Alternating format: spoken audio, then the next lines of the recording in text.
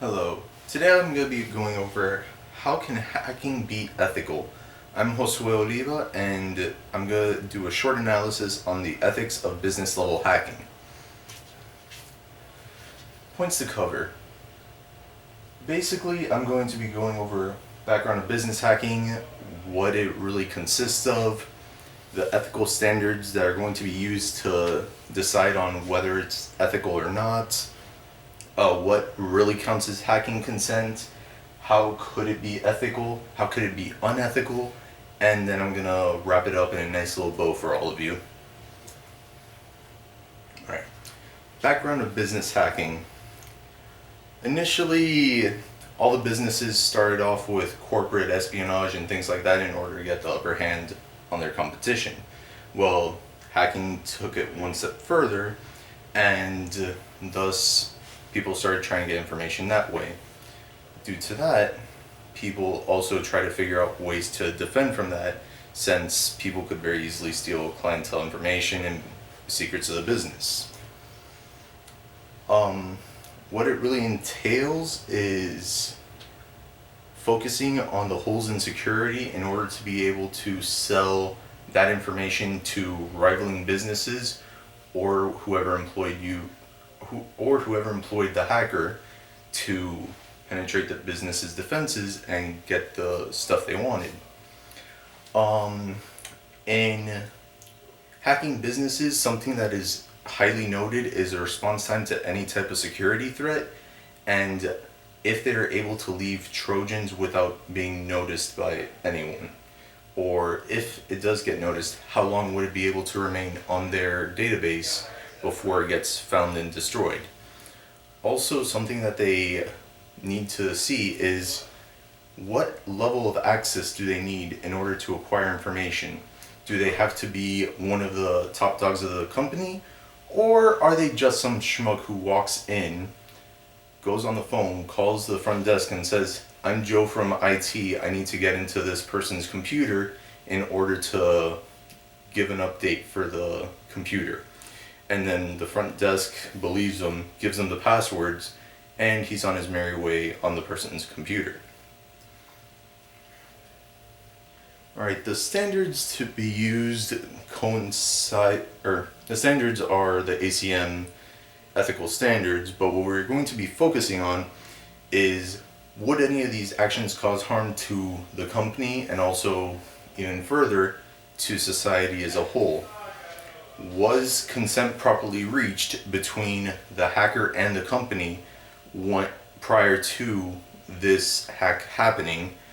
What is the level of informational security that was maintained with this, and was the person trustworthy throughout the whole thing? Now, what really counts as hacking consent? Hacking consent has to do with contacting the business directly and being able to flesh out really what is going to be done and have a timely idea of when it's going to happen. This is so the business can tell them when they're not going to be heavily burdened by somebody trying to get into their systems. Because if they try to get in when they're busy, it's going to harm the business and it's going to end up going against what they're trying to do. Also, they need to say if it's going to be a hack solely on the computers or if it's just going to be something a lot simpler than that. Also, the hacker needs to be able to show that he's going to be able to beef up the company's security after he finishes. Now, how it could be ethical. One of the things that are most important in this aspect is that consent is properly gained and that they agree to the terms of what can and cannot be done on the servers or the database or whatever is being used by the company. Any breach of any of these would lead to a breach in consent. Also, the businesses will be protected because the ethical actor, the hacker, is going to be talking with them and making sure that it is maintained. They are also going to try and find weak points in the security and while at the moment it will be at risk, it will be by somebody who is trying to help them and is just finding exactly where the problems lie. Any of the files that the hacker finds, after discovering them and being able to prove that he was able to see them, must either be returned to the company or destroyed. If the hacker were to open any of the files and read through them, it's impossible for him to destroy that information, so he has to, or he doesn't have to. It would basically be a breach of the consent, and there's nothing he can do at that point. Also, they have to describe the process that they use to get into the company's data net and explain how to fix it in order to help the company, rather than just say, yeah, I got in, but I'm not going to do anything about it. Let's see, how it could be unethical? The biggest thing that'll cause it to be unethical is there's no consent from the company prior to beginning the hack. Besides the fact that they didn't even ask for permission to get into this database, anything they do after that point will be totally moot, since it's already unethical at that point. But let's go over a bit of how it could be caused, or how it could further be unethical later on.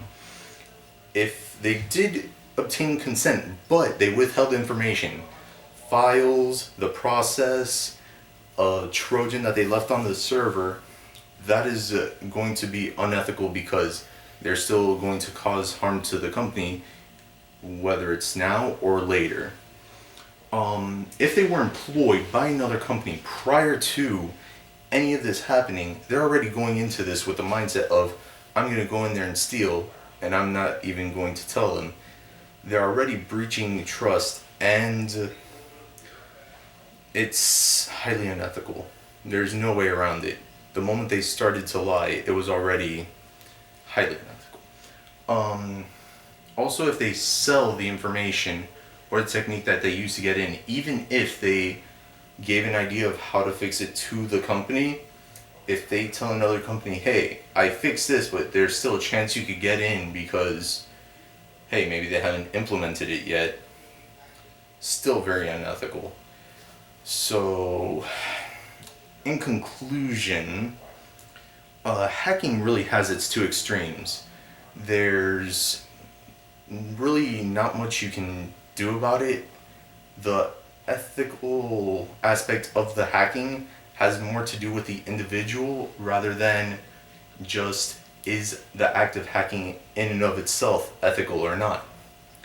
I feel that ethical hacking is very promising because of how much information can be gained by people trying to get into the system, rather than just people thinking, oh, maybe if I do this it will work, as opposed to people who get in and say it doesn't work at all.